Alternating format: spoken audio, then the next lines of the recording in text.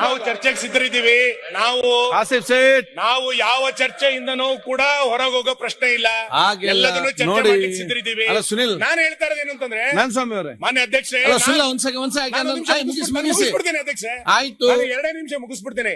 ನಾನು ಯಾವುದನ್ನು ಕೂಡ ಊಹೆ ಮೇಲೆ ಮಾತಾಡ್ತಿಲ್ಲ. ಸರ್ಜಿಕಲ್ ಸ್ಟ್ರೈಕ್ ಆದಾಗ ಸಾಕ್ಷಿ ಕೇಳಿದ ಯಾವ ಪಾರ್ಟಿ ಸರ್ಜಿಕಲ್ ಸ್ಟ್ರೈಕ್ ಆಗಿದ್ದಾಗ? ಅಂದ್ರೆ ಅವತ್ತು ಈ ದೇಶದ ಬಗ್ಗೆ ಕಳಕಳಿ ಇರ್ಲಿಲ್ಲ ಅಂತ. ಕಳಕಳಿ ಇರ್ಲಿಲ್ಲ. ಚರ್ಚೆ ಮಾಡಿ. ಈಗ RSS ಬಗ್ಗೆ ಮಾತಾಡ್ತಾರೆ. ಹುಬ್ಬಳ್ಳಿಯಲ್ಲಿ ರಾಷ್ಟ್ರಧ್ವಜ ಯಾವ ಪಾರ್ಟಿ? ರಾಷ್ಟ್ರಧ್ವಜವನ್ನು ಯಾವ ಪಾರ್ಟಿ? ಇವತ್ತು ಇದೇ ಮಾನಸಿಕತೆ ಇರುವಂತ ಕಾರಣಕ್ಕೆ ಇವತ್ತು ಇವರಿಗೆ ಸತ್ಯ ಹೇಳಿ ಇವರಿಗೆ ಯಾಕೆ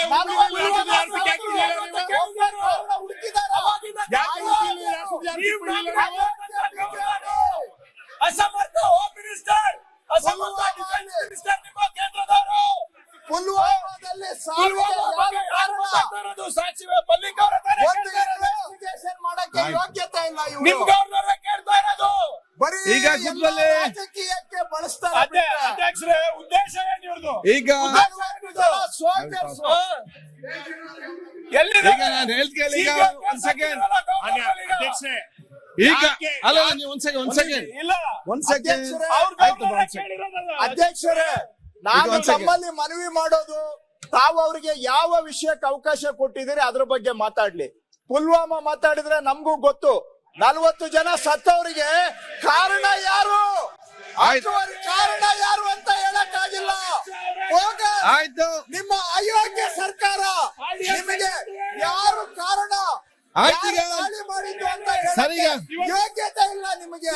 ನೀವೀಗ ಮುಂದುವರಿಸಬೇಕಾ? ಇದನ್ನು ಪರಿಹಾರ ಆಗ್ಬೇಕು. ಅಯೋಗ್ಯರು ಇವರು. ಆಯ್ತು, ಅಯೋಗ್ಯ ಸರ್ಕಾರ. ಸರಿಗ ಅಯೋಗ್ಯ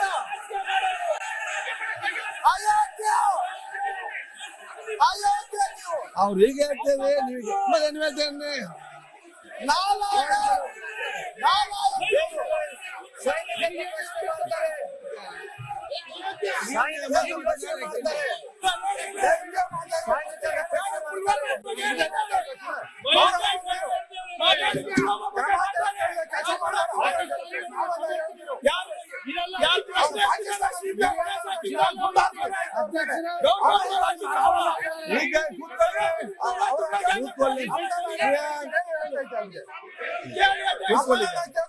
ನೀವು ಸರ್ಕಾರದಲ್ಲಿದ್ದೀರಿ, ಕೂತ್ಕೊಳ್ಳಿ.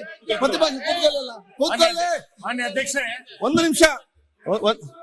ಆಯ್ತು ರವಿ, ಬಸ್ ಅಂತ ಕೂತ್ಕೊಳ್ಳಿ. ಆಯ್ತು, ಬಸ್ ಕೂತ್ಕೊಳ್ಳಿ. ಅನುಕ್ಷಣದ ಸುದ್ದಿಗಳಿಗಾಗಿ ವಿಸ್ತಾರ ನ್ಯೂಸ್ ಯೂಟ್ಯೂಬ್ ಚಾನೆಲ್ ಸಬ್ಸ್ಕ್ರೈಬ್ ಮಾಡಿ. ಹೊಸ ಸುದ್ದಿಗಳ ನೋಟಿಫಿಕೇಶನ್ಗಾಗಿ ಬೆಲ್ ಐಕಾನ್ ಕ್ಲಿಕ್ ಮಾಡಿ.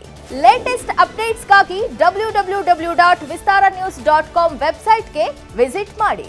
ಅಂಗೈಯಲ್ಲೇ ಜಗತ್ತಿನ ಸುದ್ದಿ ತಿಳಿಯಲು ವಿಸ್ತಾರ ನ್ಯೂಸ್ ಕನ್ನಡ ಆಪ್ ಡೌನ್ಲೋಡ್ ಮಾಡಿ.